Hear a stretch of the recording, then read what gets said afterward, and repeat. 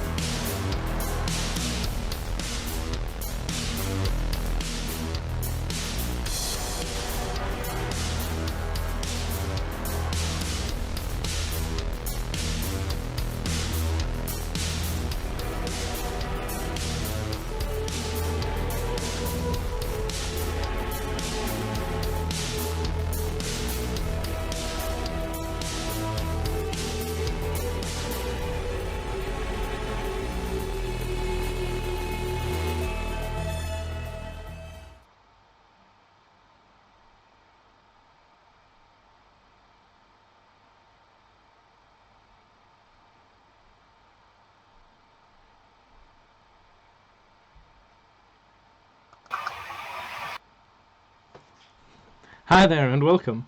Thank you for tuning in.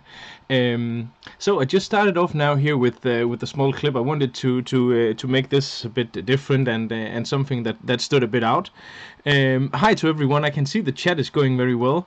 I'm happy to see that. And first of all, what I really want to say is, can you please check if everything is okay? Is my audible? Is the audio? Is that okay? Is the picture quality okay? I have the setup here with one camera where I can speak directly to you, and another one here that is well, basically showing the fly I'm going to tie, the hook with the fly I'm going to tie in a second. So could you please comment if everything is up to standard, and if you think things sounds and looks okay? That would be very great. There is some latency here, so whenever I say something, it takes about 8 or 6 seconds, something like that, before I can actually see a response. So, so I'm looking forward to that. So what I'm gonna do now is I'm gonna open this beer, if I have something to open it with, and then I hope to hear a lot of comment. And that thing is, oh, you're my oh crap. How about now? Is it better now? Was that better?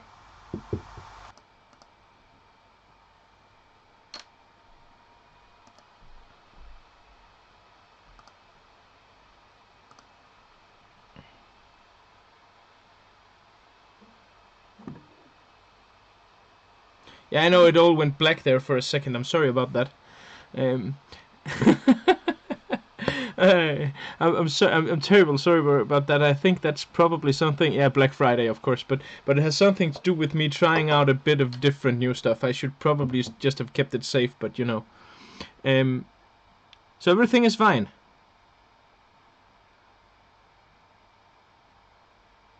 Okay, I think probably I need to do this. Good. Okay.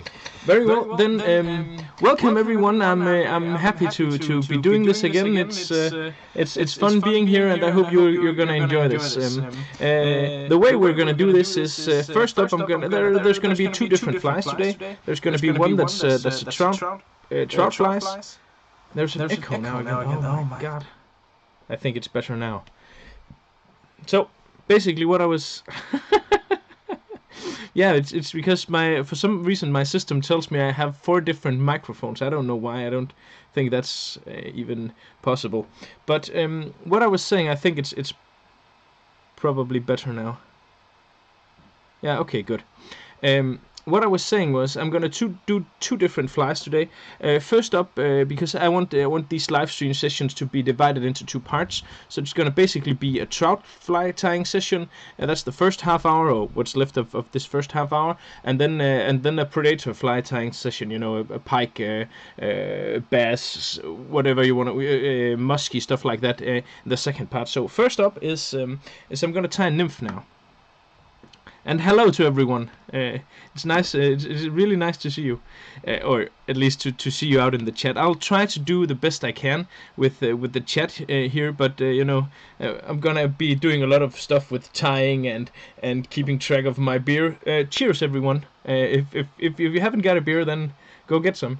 That depends, of course, on what your time zone is. I think probably something like that.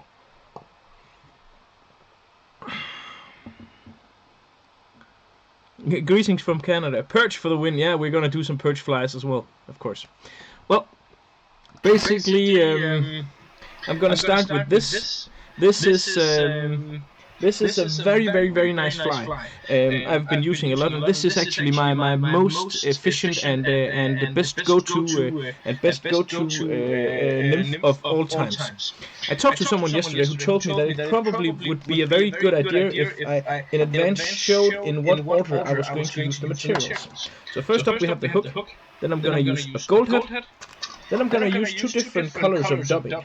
This is some squirrel dubbing, so I'm going to use some green and then some brownish ones. And also, I messed up that order completely. I'm going to use some flash and some partridge. Echo is back.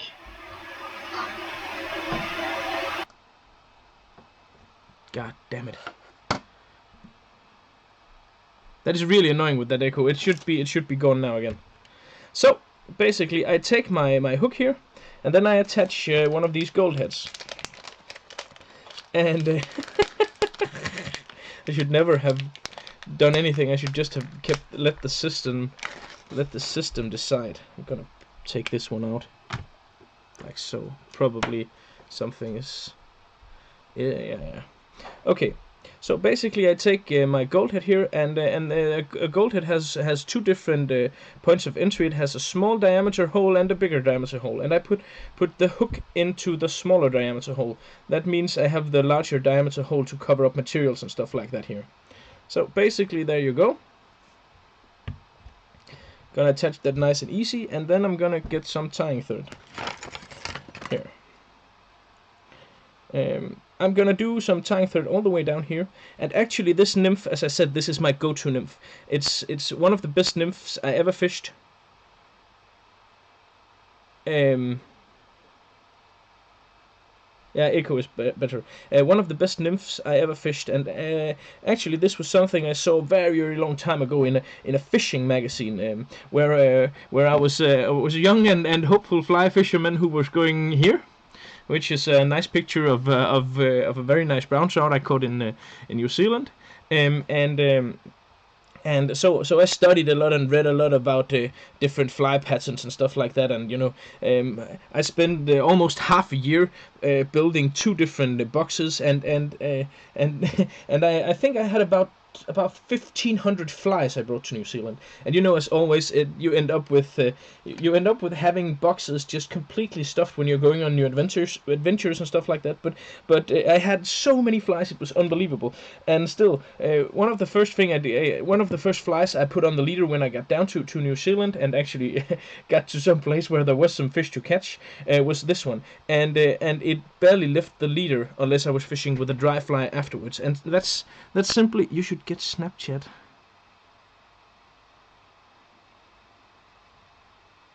Yeah, probably you're right, Casper, about Snapchat. I don't know that thing, but as I was saying, I took some flash here, and this is some copper flash. This is actually FLASHBACK in copper with some marks on it. It's called, I can't really recall, speckled flash, and I'd take about maybe something like 6 or 7 strands, something like that. But I was fishing down in New Zealand, and as always, you know, when you get into a new place, you have a million bazillion different flies because you want to have something for every single situation. So I had cicadas, I had nymphs, I had simply just an insane amount of different flies. And as I was saying, you know, I tied this onto the leader and hooked the first fish with this one, and then simply after that it was just, you know, this fly was just going. So basically I ended up tying in the car when we were driving from place to place because we always were in short supply of these. And one of the things I learned about a trip like that to New Zealand was, as you can see, I'm just tying these down right here. Is that one of the most important things when you take on adventures like that is, at least for trout fishing, when trout fishing concerned, then it's not important to have a lot of insanely a lot of different patterns, but what can often be very crucial to your success or your failure is that you have different type of flies with different weights on them. So we ended up having these without any weight added. Then we had it with simple regular gold heads, and then we had them with tungsten because you were able to fish on fish that was feeding in different zones of the rivers. So basically that was a very important lesson. So if you're going trout fishing in uncharted waters, bring the nymphs because, you know, this is a caddis nymph, a free swimming caddis nymph. Bring the nymphs you're used to from back home because there's in all likelihood some of these insects is going to be the same, but bring different sizes and bring different weights on them. So some different sizes and then some different weighting on them. Now I took some olive dubbing here, and it's important that you get this part right because you want this fly to look good. I've taken a fairly large hook. This is a size 6. This is a Chimco 2457, a very nice hook.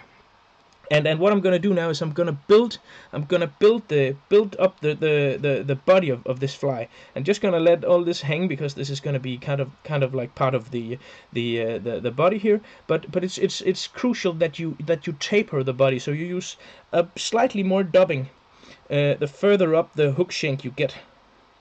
So it's thin down down where you start, and then it gradually becomes thicker and thicker and thicker. It's tapering.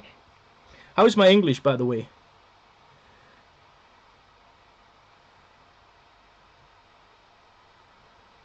And is everyone having fun? Do you agree with my selection of flies? You know, I've given it a lot of different. I really would like to see you comment on this. I've given it a lot of thought about how I could optimize and you know, get as much. Give you as much good as many good experiences and as usable flies as possible with this. And that's why I've decided to go with trout flies and predator flies, because a lot of guys out there likes my pike videos, kind of like the one I started with. As you can see now, I'm building it so it's gonna gradually become thicker up here. And I think that I've done too few trout flies. So that's something I'm gonna rectify with this. I'm gonna go more into this whole trout fly scene because I fish a lot of trout, and well, basically, let's face it, there is a lot of trout fishermen out there. So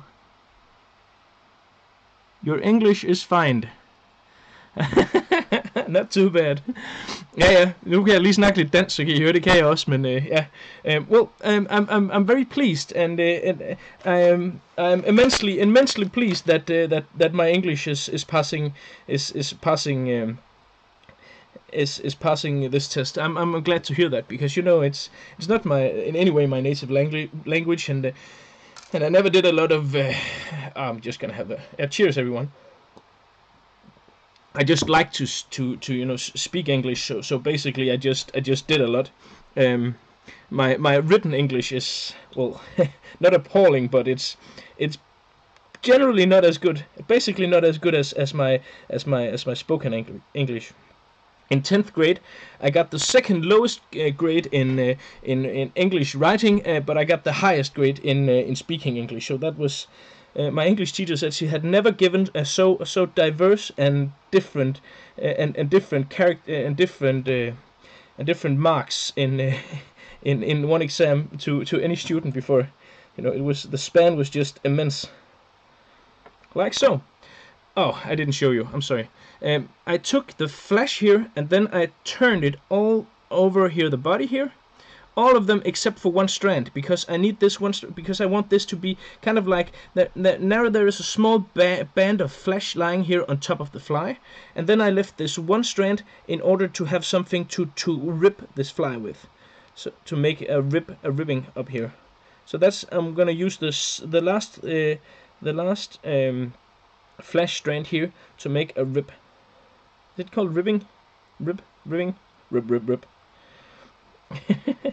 Like that. I'm gonna cut this off. So you see, now I have on top here, I have a broader band of copper flash. Then I have about 3 or 4 turns of flash to hold this copper in place, and also to hold the hackle in place. And basically that's it. Next up is this. This is a partridge. You can buy a lot of different. You can buy. I hope it's not doubling now. It should not be doubling. You can buy a lot of packages with loose partridge feathers. But one thing I really would like to stress is that if you get a complete partridge skin, you will get a lot better quality. You will get a lot better quality materials, and you can simply just pick and choose any of these that you like. So if you're an avid trout fisherman and or some sea trout fisherman or whatever, you will probably be using a lot of partridge feathers, and to get a full skin is simply something I highly recommend. Okay, back to this. So I'm gonna take a feather here. I want a feather that does not have too long hackle fibers, because if it has too long hackle fibers, then my fly is gonna be out of proportion. So I simply take a nice little feather here. A nice little feather. It was really nice yesterday. Ribbed. Yes, ribbing.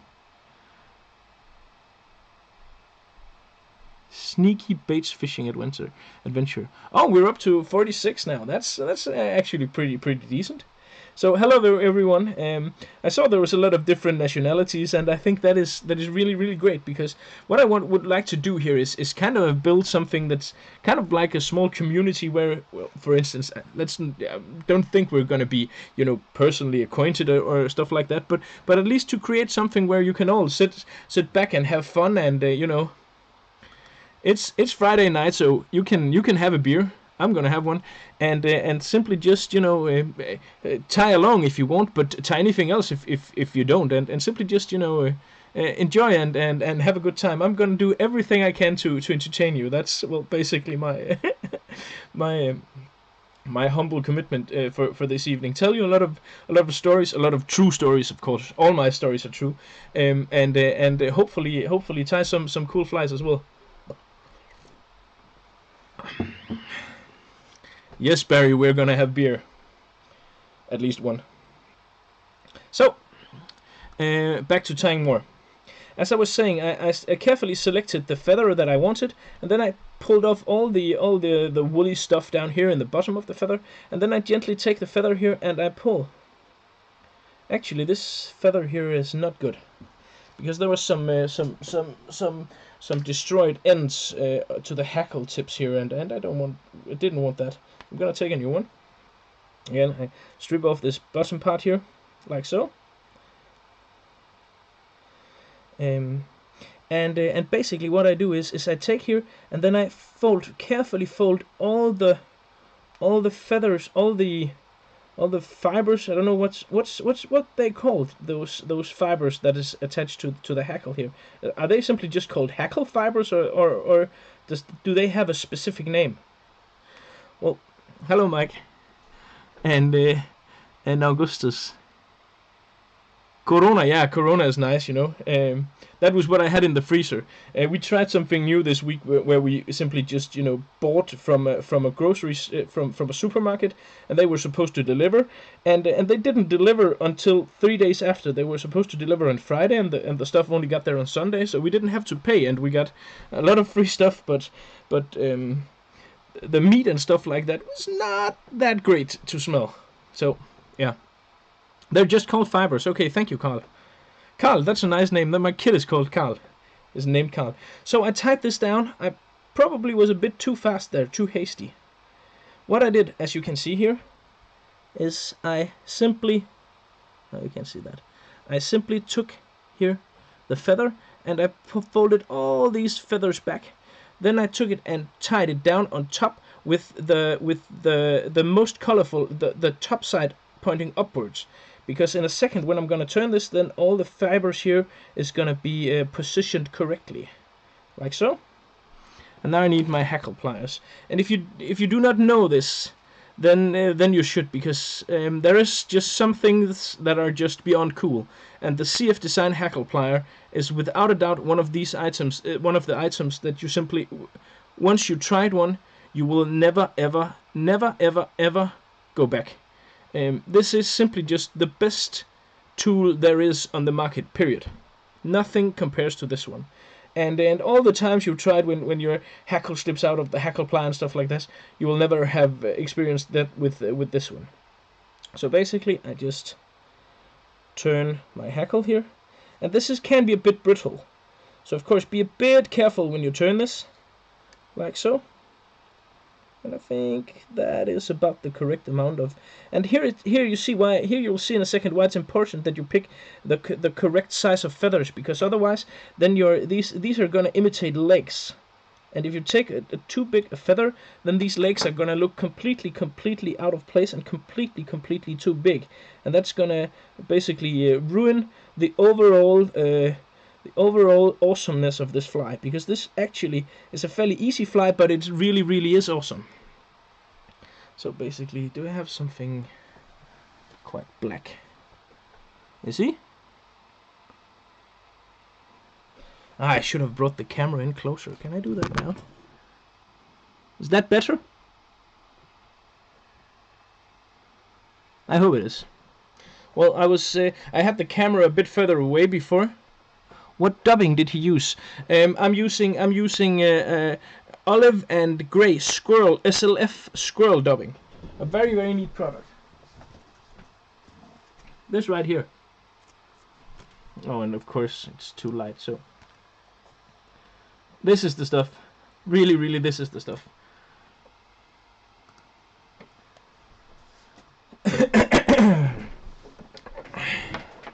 So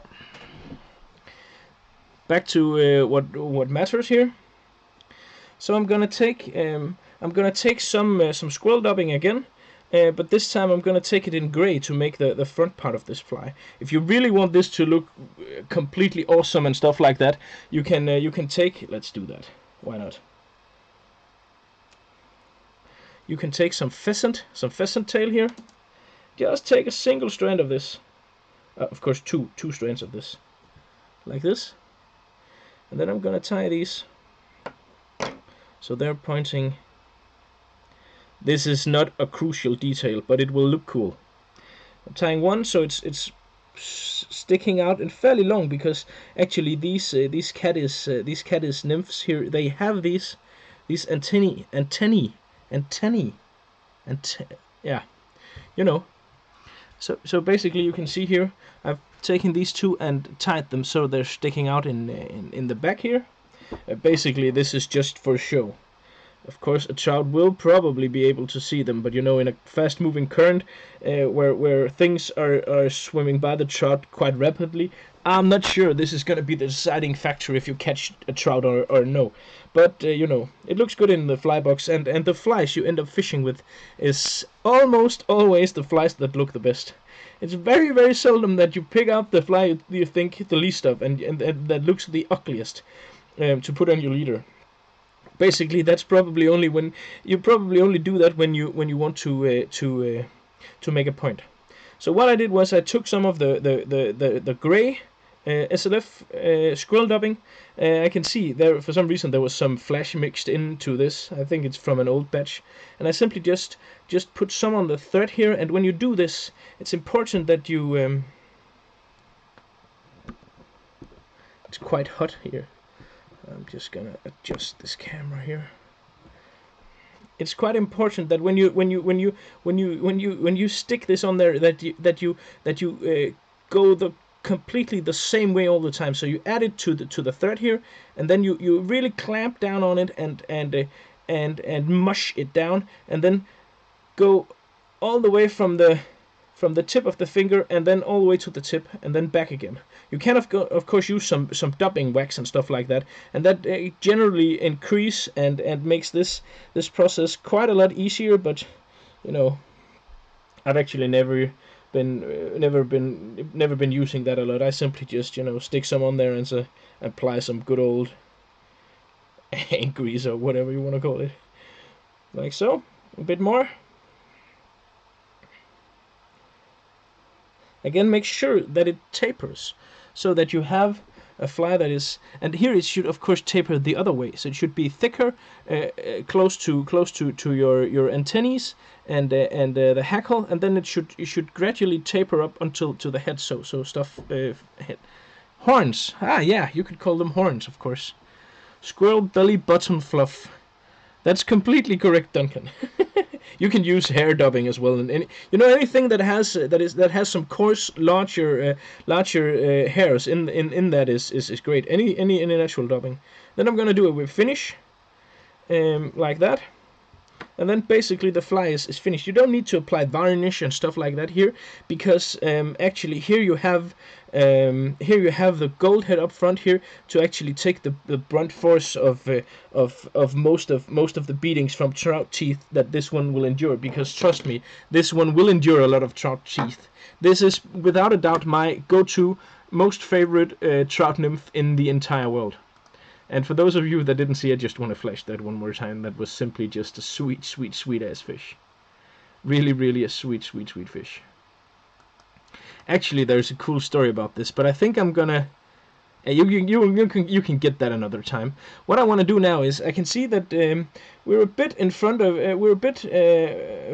of schedule. There's a couple of minutes until I'm gonna start with the other one. So I think a good idea one was asking about is to take, let's say, the next 4 or 5 minutes or so to actually answer questions. So if you have any questions regarding this fly tying or regarding, yeah, I would say let's keep it to regarding fly fishing. I'm not an expert on much else. Do not tell that to my students, by the way. But I really would love to discuss and to talk about anything, because I think we're off to a good start now, and I think 5 minutes here in the end would be cool to actually discuss and talk about whatever you want to talk about. Then I'll just change this stuff and get ready for the next one. This turned out pretty well, and as I said, deadly. Yeah, Carla, I agree with you. I really like the squirrel dubbing as well.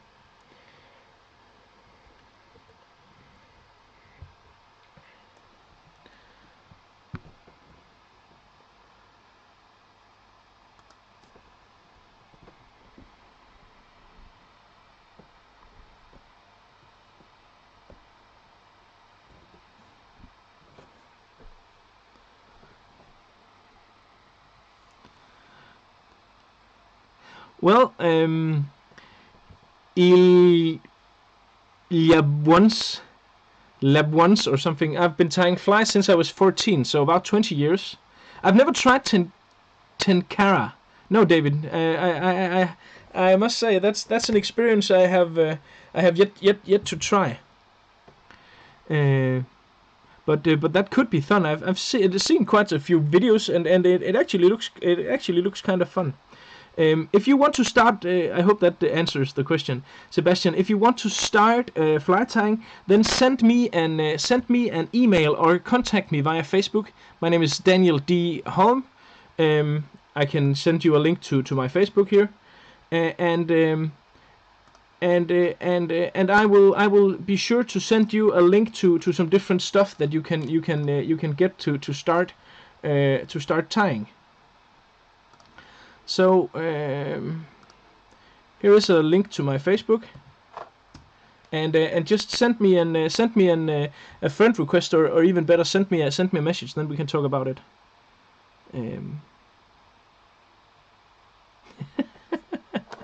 I'm not sure the hvor er ribben hashtag hvor er ribben should I think it's going to be a thing, but a thing between us that tie flies on Thursdays probably.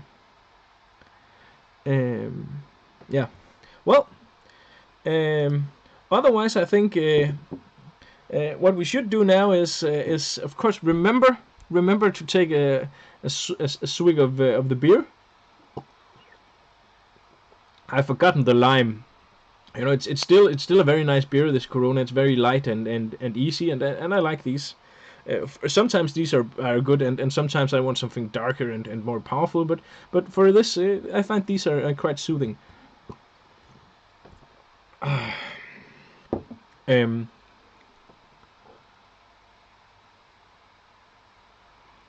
Pike fishing from a SUP. I have no idea what an SUP is. Oh, I have a lot of favorite fly tires. I must say there is.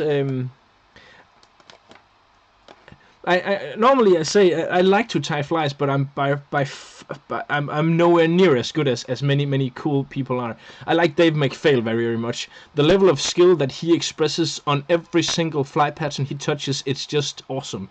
I like his videos as well. Although he's a bit he mumbles quite a lot and it's a bit difficult to hear. I think that what he does is simply just outrageous and just insanely cool. Then there is a Danish guy called Kern who ties the best shrimps I ever seen. Niklas Bauer has done some very cool stuff with the pike scene. Also Anderson, I can't recall his name. He ties some awesome poppers and some really insane. He's a Swede.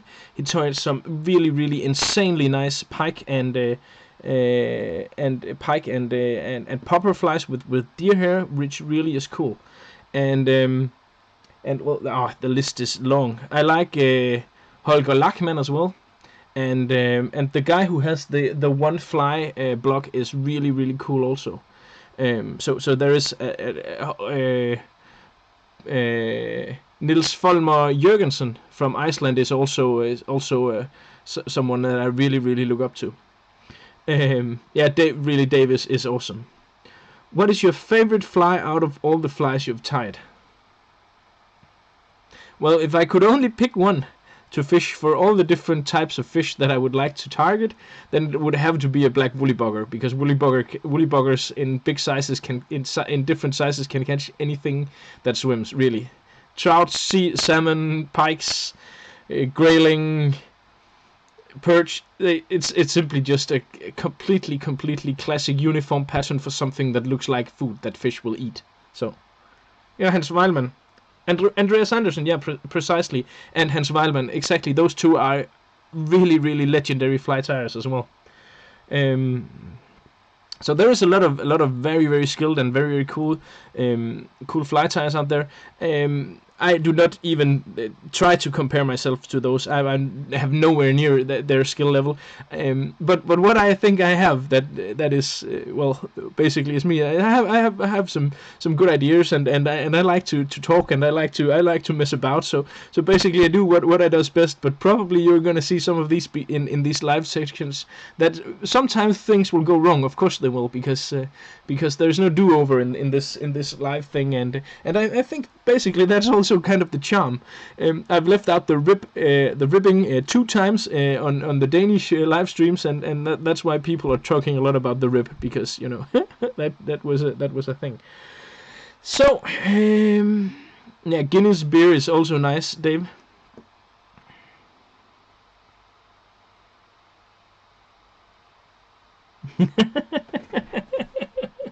Yeah, I have enthusiasm. I get that quite a lot, but yeah, you know, I really enjoy things like that, and having people showing up and watching me tie is really awesome as well. So basically, let's move on to tie this next fly. And this next fly is quite a lot different than the other one. This is a big one. This is well, basically it's something that I've done quite a lot, and it's the color I use the most. This is a big black pike fly, and black is for a long time I didn't use black flies, but then suddenly I tried them, and then it seemed that black was simply just outperforming every single other fly that I had in my box. So now I use a lot of black, and I would say it like this: I have a lot of different pike patterns, and I'm not very I do not go into specific patterns very much. There's a lot of different materials that I like to use for my pike flies because I think they're very cool.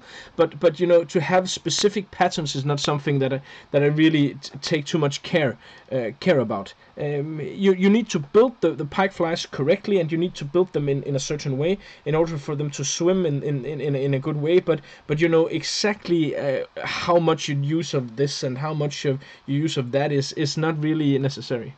I could show you my bobbin. It's this one.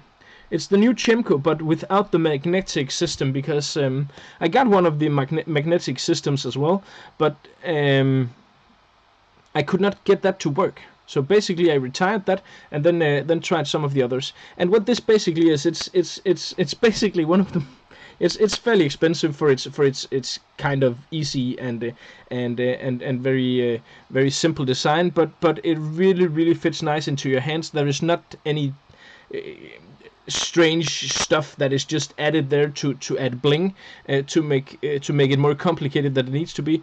It's simply just a very nice, very solid, very good and perfect bobbin, I think, in my book. So the old Chimco I've used for years and years, and I really love that as well. So I think that simple is better when it comes to bobbins.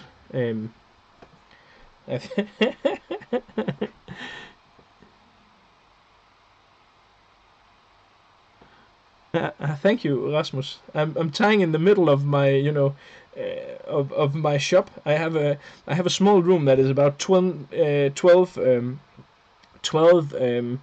square meters, and that is the entire shop, the entirety of the shop, and basically that is where I tie.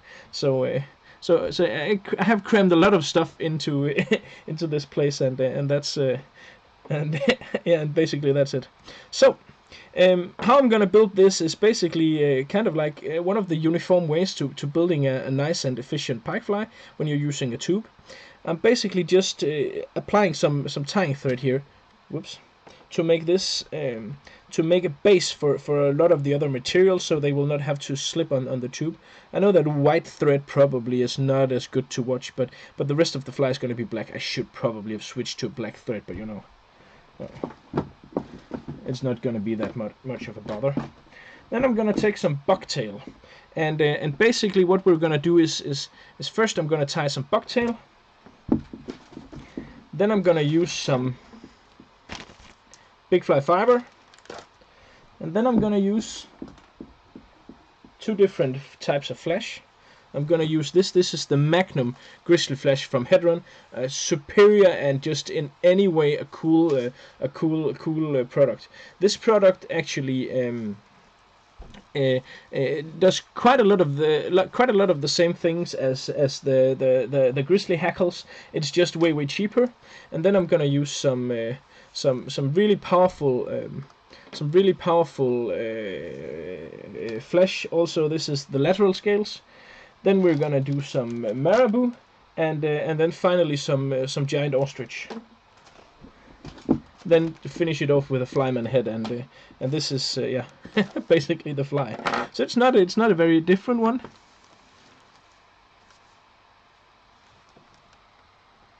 Product place my tool rack. There is a lot of. I use a future fly thread here, but you know this is basically one long product placement video. If you have not seen my web shop, then I would like to show it to you here. So here you have a link to the section of my web shop that is only concerned with pike. But actually, if you think you like the format, you like how this is set up, then actually I have some full material kits that you can buy, where you can get the full material lists you need for 3 flies at a time. So if you like to follow let's say you'd like to follow the trout part of this session, then you can go onto my shop, you can click one time, and then you buy a complete set of material that will cover the next 3 flies. This fly for this evening, all materials for that, and for 2 more. And basically what I'm trying to do is I'm trying to build sessions of 3 flies at a time, that has a lot of the materials in common, so that you don't need to overbuy stuff. Simply to design these different packages, so a lot of the materials will overlap, but you will get flies that does a lot of different things. For instance, in this part of the trout flying session, you'll get a dry fly, you'll get a nymph, and then a small goby pattern. Also the pike session, which is the one we're doing now, there is materials for two different pike flies. Both of them black, of course, because most of this is black. So there's materials for a nice popper and for this, and then I have that's another kit, but I have a kit for the thing that's scheduled in 3 weeks, which is how to tie how to tie a rig for tube flies.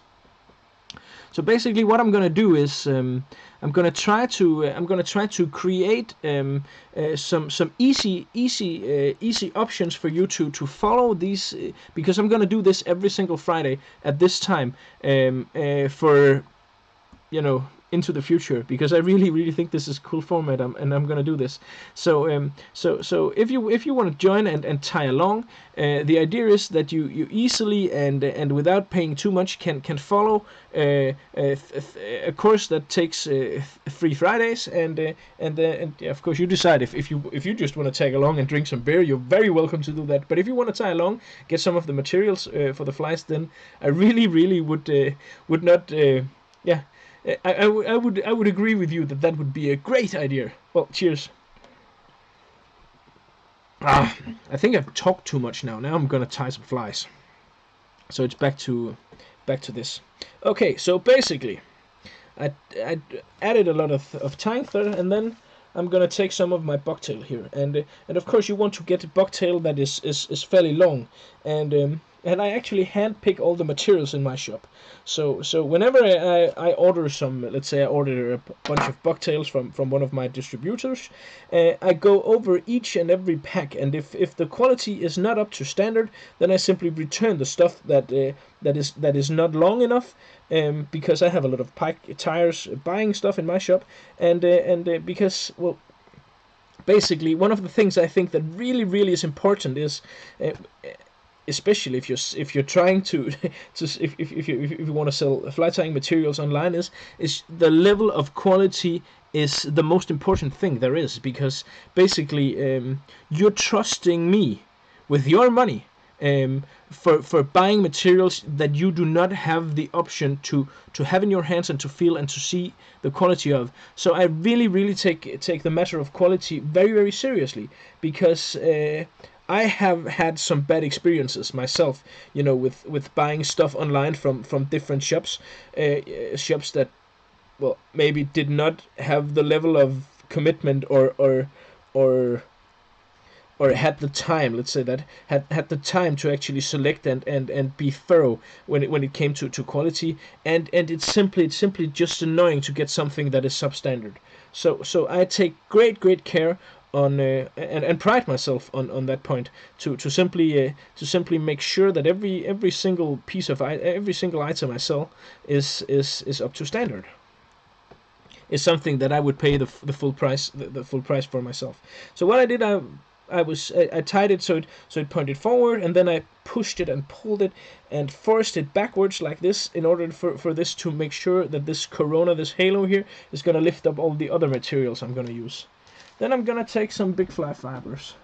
Should I have some laying down here, or should I had some here. Big fly fiber is quite cool, because maybe I should move this a bit further back. Is that still okay? Yeah, I'm not drunk, I'm just adjusting the camera, sorry. Like so. You can see it's getting a bit warm here.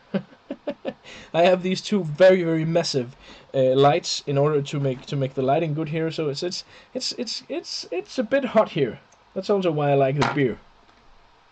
So I take a bundle of this big fly fiber here, not too much, and then I tie this down all the way around, so I get as close to evenly distributed amount of materials all the way around here. Why don't you brush the big fly fiber? Well, I could do that. I never tried that. I just use it like this. With this. I just like it like this.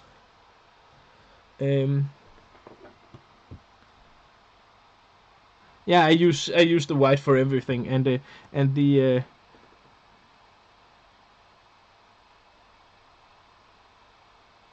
well, Jim, right, I do ship to the US, but I don't know what you're asking about the US prices, because I have the prices in the shop, and my prices is in euros, and euros is a bit more. It's a bit more than the dollar is, but not a lot. So you can basically just look at my shop in English, and if you find something you like, you can find the day-to-day exchange rate on the internet, and look it up, or you can ask me. I can tell you. So basically, I have now tied the big fly fiber, and I cut off the big fly fiber here in front. That's basically one of the only materials I ever cut off. Then I take the Magnum FLASHBACK here, and Magnum FLASHBACK is just, well, one of those materials that has never been copied. That is impossible to make something as cool as this. Hedron really does an awesome and outstanding job making this. And these grizzly colors here are simply just cool, because it's a fairly easy and cheap way to make something that looks like grizzly hackles. So what I do is I take the ends here of this, and then I pull a bit on them so they're not completely uniform in length. And then I have, yeah, and the material here, it's 52 bloody centimeters long, which is very nice. And basically I take this again, and then I double it. Oh wait, do I double it? Should I do that? Yeah, I'm gonna do that. And then I double it in order to not have too much here. And then we're going to tie it down here, like so.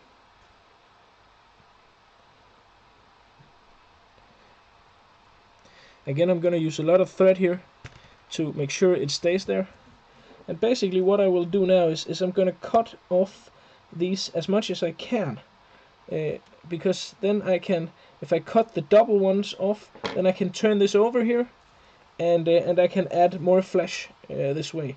So I will get a more bulky wing without having wasted too much flesh, like so. This one that's double, and of course, because flesh is quite slippery, I'm gonna take some FLASHBACK and apply some of that there to make sure that this will stay in place. Like that. So far so good. Then I'm gonna take the lateral scales, which is an even wider flash, and this is the color mirror opal, and this is probably the most shiny material in the known universe. I'm tempted to say, and I simply take, and then I hold it like this so it's spread out. I'm gonna do that close to the end of this, because then I can in one go simply get it almost evenly distributed all around the tube here, like so. And if it's not completely uniform, then I'm gonna simply just take some and move it a bit around till it's better, till it's where I want it, like so.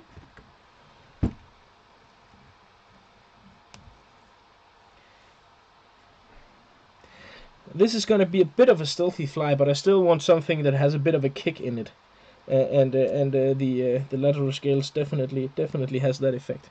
And also because of I used a lot of super glue, a lot of FLASHBACK before, then this flash will also be fastened quite good. Synthetic bucktail, I've never heard about that. Tie in half the bucktail fiber first, then the other half in front. It looks even bigger then. Okay, I'm gonna try that another time. Synthetic bucktail, never heard about that. The water where I fish for pike is very murky, and the pike are really shy Overfished. Yeah, Joshua, Joshua. If you're fishing waters where pike really has been very fished, then often what I find is a good combination is something that's very good is small and black. Try to fish something that is different from what everyone else has fished. And if these fish you're talking about have not seen a wriggletail, then the wriggletails really can do can make an awesome difference. So try something that people have not tried before. And if wriggletails is not something that your fish has seen, then definitely do that. That will make an impact. And then go smaller than what anyone else does. But I know firsthand of the problem with having waters that has been fished a lot, and the pikes simply they seem to almost overnight to simply know that something that swims and shimmers swims slow and shimmers quite a lot is not food. They just seem to know it. Oh well, let's continue tying here. So basically, I have all of this now, and what I'm gonna do now is I'm gonna take some of this big ostrich here. Is that now? Yeah, it's now. I'm gonna take some of this big ostrich. I would say 10, 15, something like that. And this ostrich really is awesome. It's quite hard to come by, and I've contacted 20 plus suppliers around a lot of different places to get good quality of long ostrich, and finally I found a place. But the problem is I have to buy 100 feathers of each colors, and that's simply too much for my small shop to bear that kind of investment. So I buy a color at a time, and that means that often I do not have all the colors I would like in stock. And right now I have the two best ones, the two I use the most, the black and the chartreuse.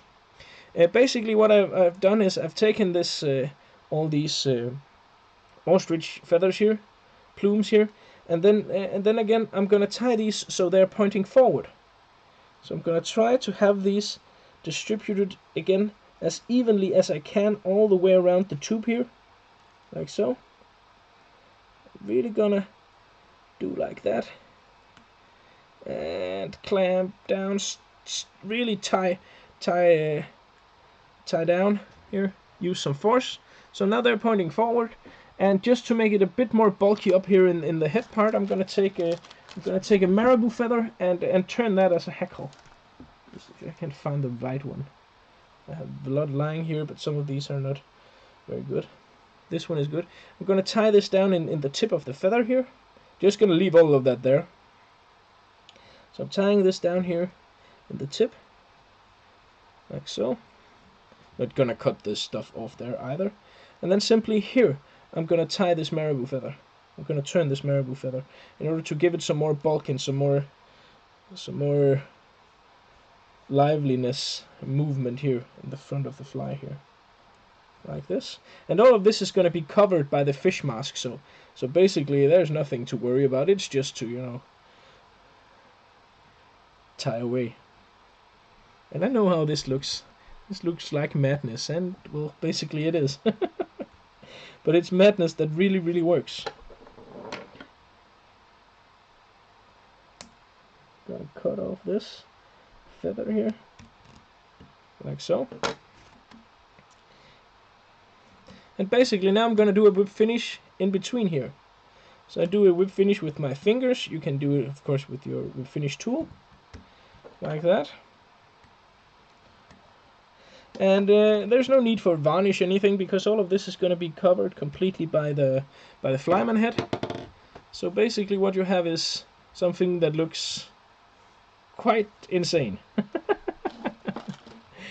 I think I can do like this. So you have all the ostrich sticking out here, you have the marabou hackle, and you have the rest of the fly pointing backwards here, like so.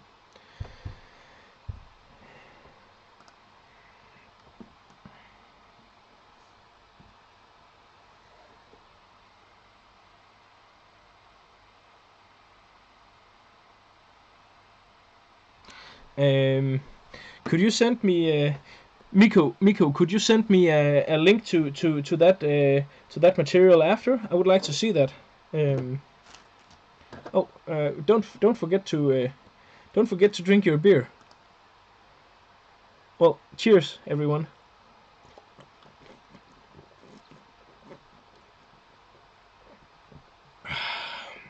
It was getting a bit warm because of all the lights here. It's just, the temperature here is just insane.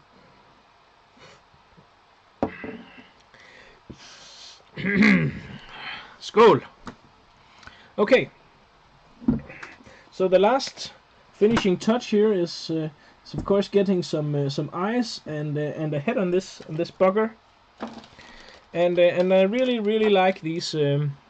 I really like these flyman heads here. They're easy to use and works very well, but it's important that you have a lot of materials here in front of on the head of the fly. Otherwise, this will not be filled with materials. There will be some air in there, and that can make your fly swim very high in the water unless you're using a sinking line. So if you are having troubles with getting this down, then use a sinking line. What I like I like this fly because it really has a nice what do you call it? It kind of like hovers in the water. So it really has a very erratic movement. It swims out to one side and then to the other side and back, kind of like a jerkbait. But when you stop stripping, it actually just hangs there pulsating in the water. And very often, one of the things that really pikes can't resist, it's not while you're stripping very often that they take the fly. It's when your fly is basically just hanging in the water. I've seen it countless times when fishing, that a pike follows the flies very long, and when you cannot strip anymore, and you simply just let it hang there, literally let it hang there in the water for 1, 2, 3, 4 seconds, something like that, then all of a sudden, bang, it comes and grabs it. So, yeah. Basically, it's a nice, if you can get that hover effect, that's really cool. So what I do is I take this head here and then simply just take it and make that head turn all the stuff backwards. Of course, making sure nothing gets in the way, like so.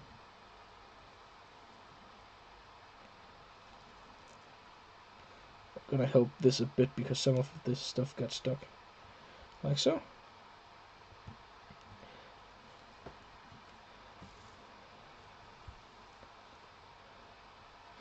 And basically, there you have it.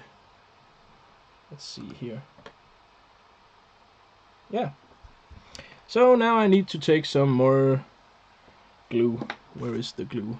There's always that glue that gets away. Oh, there it is. I'm gonna take some glue here. You can use UV glue as well, but I find that this FLASHBACK works quite well.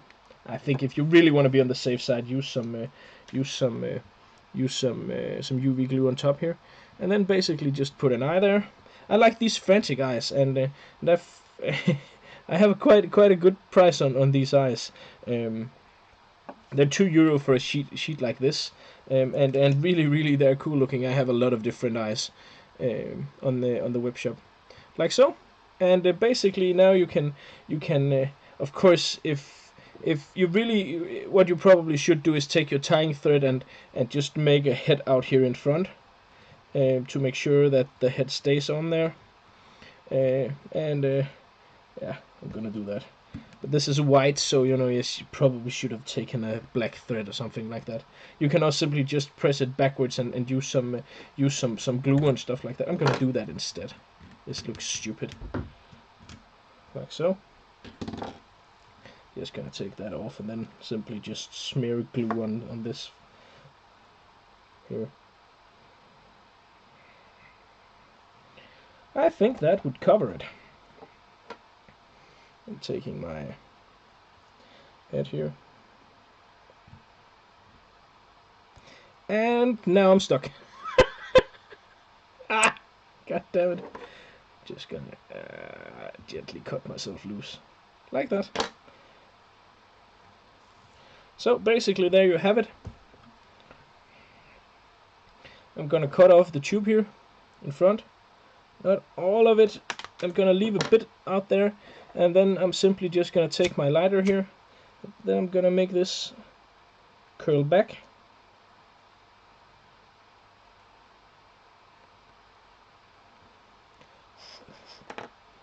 Like so.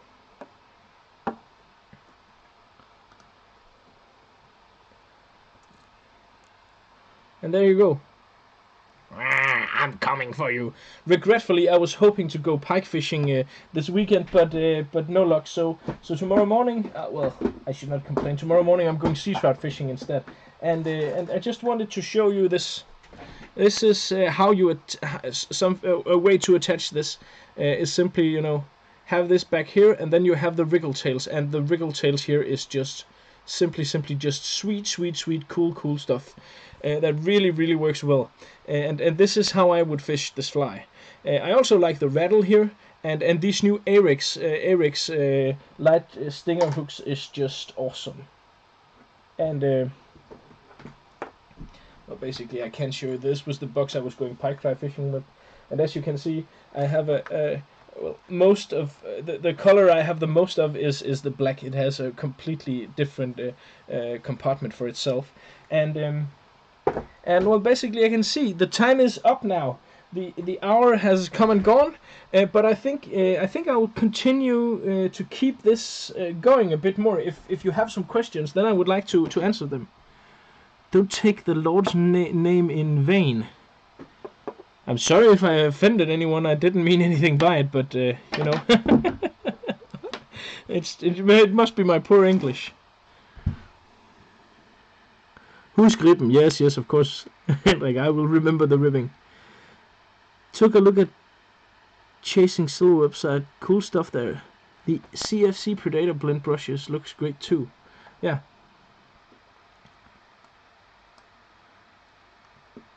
Aqua Sure for waders is the best glue for eyes on Pro Soft test. You're probably right about that, Adam, as well.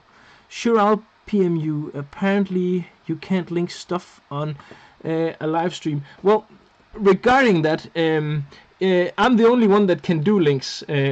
That's also why there is a crown next to my name whenever I write something in the chat. I think that's actually hilarious. But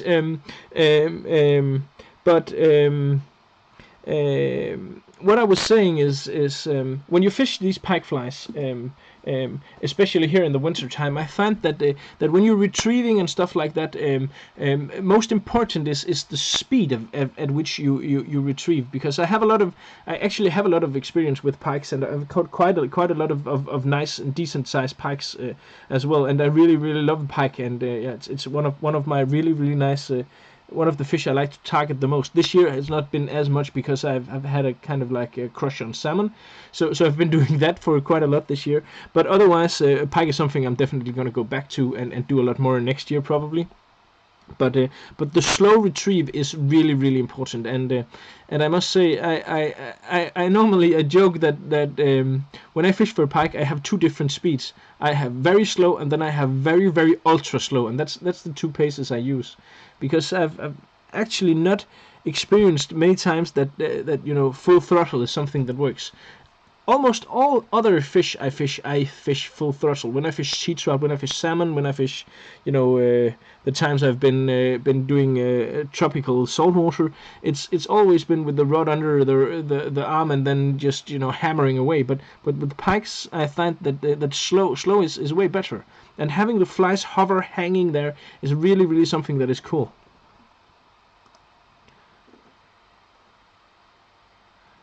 No, I'm not live streaming every night. I'm live streaming 2 nights in the week, Thursday and Friday, because I have Friday off. I'm a school teacher, so but this year, in order to do something more about the shop, I've taken a bit more time off from teaching, so I have time to do something like this. That's why I don't work in the school on Fridays, so I have time to prepare something like this.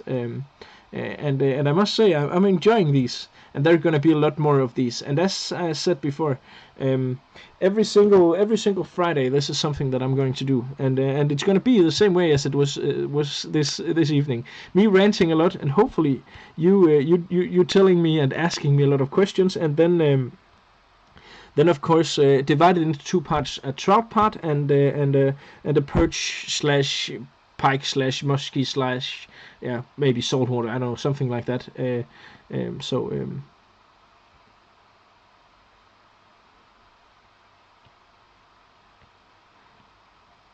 Yeah, Mike, you can easily use this pattern on a hook. You definitely can. But make sure if you're using the flyman heads, when you're using those on hooks. Let me just see if I can locate where I had it. The flyman heads here. When you're using them and you're using them on hooks, then do not go above the size 8 millimeters, because it will take up a lot of space with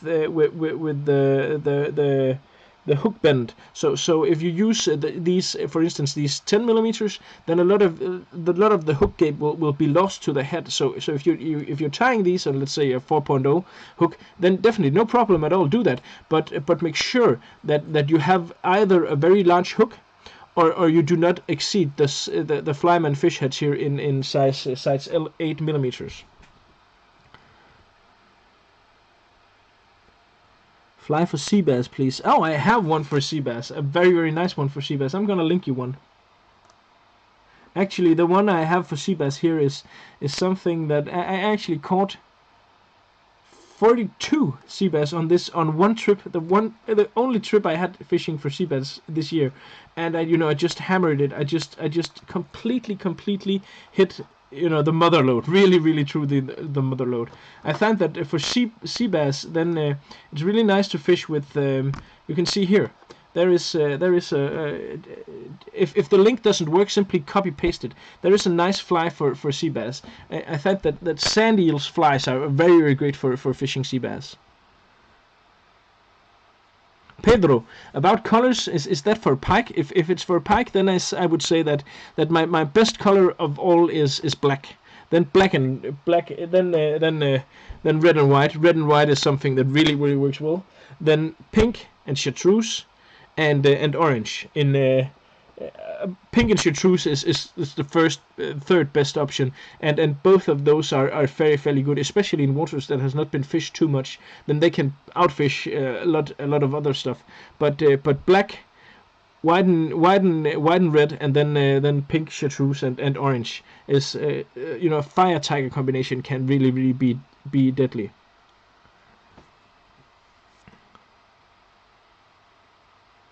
Pink and pearl.